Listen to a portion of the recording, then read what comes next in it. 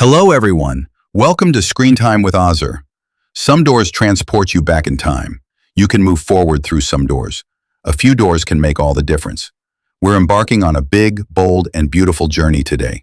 Two strangers, one enigmatic GPS, a series of doors that open to memories, regrets, and the impossibility of changing the future. We'll dissect every decision, every twist, and the significance of the painted landscapes that bind this movie together. By the end of this video, stay until the very end if you enjoy in-depth movie analysis. There will be theories, Easter eggs, and a conclusion. There will be spoilers. Short summary. David and Sarah first cross paths at a friend's wedding. A series of doors, an old car, and an inquisitive GPS transport them to their pasts and potential futures. The movie combines romance, fantasy, introspective drama, and it poses the same question. If you could go back in time and change some of the most significant events in your life, what would you change? If you haven't seen the movie yet, stop right away because we go over everything. The movie begins at a wedding, which is a traditional setting for fate to meet. Details are captured by the camera, such as a nervous groom, a brass band playing a little off-key, and bridesmaids adjusting dresses.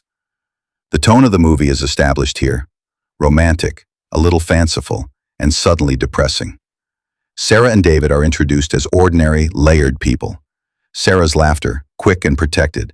David's smile, indifferent. These are the people who have worn their life option in their posture. The wedding scene does three things. It allows us to meet the characters, and it shows that it is not a story with each other, but not just a single story with a single other.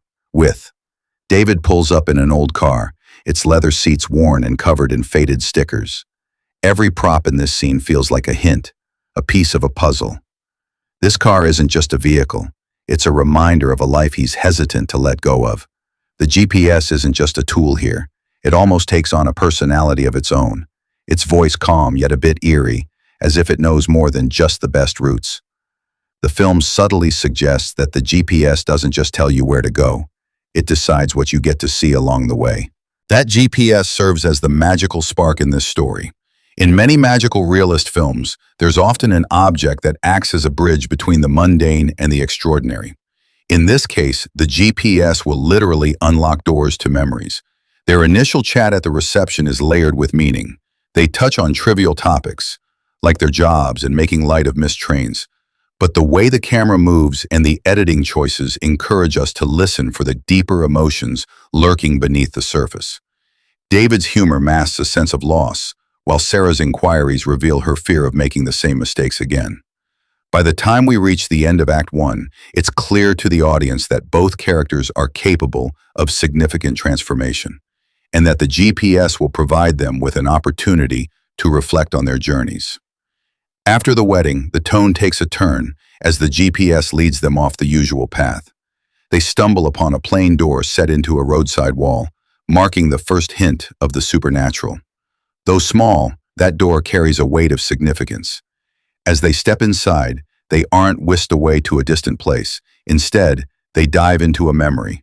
The comforting aroma of a childhood kitchen, the awkward pause of an apology, the anxiety of a missed exam. This is how the film lays out its rules. Each door represents a moment lived, and every door can be revisited. What's really interesting about the film is how it doesn't just focus on memory as something you see. It also brings in sound, texture, and even smell to ground each memory. The director cleverly uses these sensory elements to remind us that memory is a real experience, full of depth, sometimes unreliable, and packed with emotions. Let's take a closer look at a pivotal moment in David's life, a career choice he made back in his 20s. We're introduced to a younger David, filled with both excitement and fear, as he opts for stability instead of taking a risk. In this memory, the little details, his shaky hand, a worn acceptance letter, and the resigned sigh of an older mentor, help us understand why David's life took on a more conservative tone. Sarah observes him as he revisits this moment, and her responses are crucial. She recognizes the potential within him, even when fear seems to take over. The film kicks off with this scene for a reason. It highlights David's life, which is all about following the rules and living with regret. The director wants us to feel for him and grasp what's at stake if he decides to change. Plus, this memory is captured in warm oranges and a grainy texture, giving it a unique look that really emphasizes that nostalgic vibe. Next, we dive into a poignant memory of Sarah's heartbreak, an ex-lover who left a void that still stings. The scene focuses on seemingly insignificant items, a vinyl record, a chipped mug, but the camera lingers on Sarah's expression as she begins to recall that moment. We discover that Sarah's tendency to keep her guard up isn't about pride. It's more like a protective barrier. This memory illustrates trauma as something that builds up over time. It's not just about one major tragic event. Rather, it's a series of small losses that add up. The film uses this idea to suggest that who we are today is like a mosaic made up of countless tiny pieces. One of the film's most visually stunning moments is the painted landscapes. The GPS leads them into a realm that resembles a canvas, where brushstrokes turn into hills and colors shift like the weather. In this space, the film truly paints memory, reminding us that our memories aren't just facts. They're crafted, blurred, and sometimes even romanticized. The director skillfully plays with depth of field and forced perspective, creating a unique visual experience. Characters traverse two-dimensional backgrounds that seamlessly transition into three-dimensional spaces. This recurring theme, memory as art and art as memory, implies that to truly understand someone's past is to appreciate the art they've been crafting of themselves all along. As the journey unfolds, little conflicts start to pop up. Old grudges resurface, and a familiar argument plays out, revealing a choice David never made. Sarah catches a glimpse of a version of herself that took a different path. They begin to challenge each other, not in a romantic way at first, but more as observers of one another. The film makes it clear, looking back at the past means taking responsibility for what you discover. These moments initially bring them closer, but they also put that closeness to the test. Watching two people sift through their shared regrets can feel risky because it lays bare the very essence of who they used to be. Most films have a midpoint where the stakes shift. Here, it's when they realize the GPS can do more than just show. It can offer choices. At first, the GPS appears to display memories, but soon Sarah and David decide to test a theory. Can they tweak small outcomes? They try making a tiny change in a memory, a different word spoken during a past phone call. The alteration resonates. It's subtle in memory, yet the present shifts just a bit. This discovery is enticing. Suddenly, the idea of changing the future isn't just a philosophical question. It's something they can actually do. The film poses a thought-provoking question. Do you have the right to alter someone else's past? The characters wrestle with whether changing a remembered event would be an act of kindness or a form of erasure. They experiment with altering a memory and wake up to find a subtle yet noticeable shift in their reality. A single photograph gone, a chat with a neighbor that feels out of place. The film cleverly illustrates that editing memories comes with its own set of consequences, which often don't match the original intent. This choice leads the film down a darker path. The impact of memory choices creates ripples. The director keeps the consequences personal rather than catastrophic. The film's moral compass is always about the individual. What you change might protect you, but it could also harm someone you care about. At this point, David and Sarah are no longer just on a journey of self-discovery.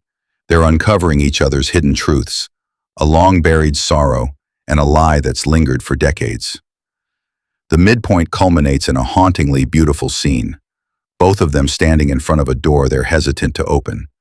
This is where making a choice becomes essential. The audience is aware that the decisions they make next will shape their futures. Act 3 is the emotional core of the film, the choice. Which doors will they choose to open? Which ones will they leave closed? The most heart-wrenching memory is saved for last. For David, it's the moment he missed calling his father before he passed away. For Sarah, it's the child she couldn't keep, a miscarriage that she never fully acknowledged. The director presents these memories in silence. Extended shots, a minimal score, and expressions that convey everything. Analysis, emotional craft. Silence plays a crucial role here. When the film strips away the noise, we're compelled to confront the raw essence of humanity. These moments are what truly move the audience to tears. Here's the text we're diving into. Then the choice. The GPS shows a door that does not reopen a memory. It leads to a possible future. An intensely composed sequence asks them to choose between altering a past wrong or stepping into an uncertain future together. The film stages this as an ethical, romantic, and metaphysical choice. This binary, fix the past or embrace the unknown, is a classic romantic dilemma. The film suggests that people who are consumed by what-ifs may lose out on what's next.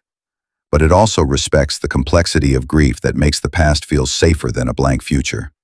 If you enjoy this explanation, so don't forget to like, share, and subscribe. See you in next video. Thanks for watching.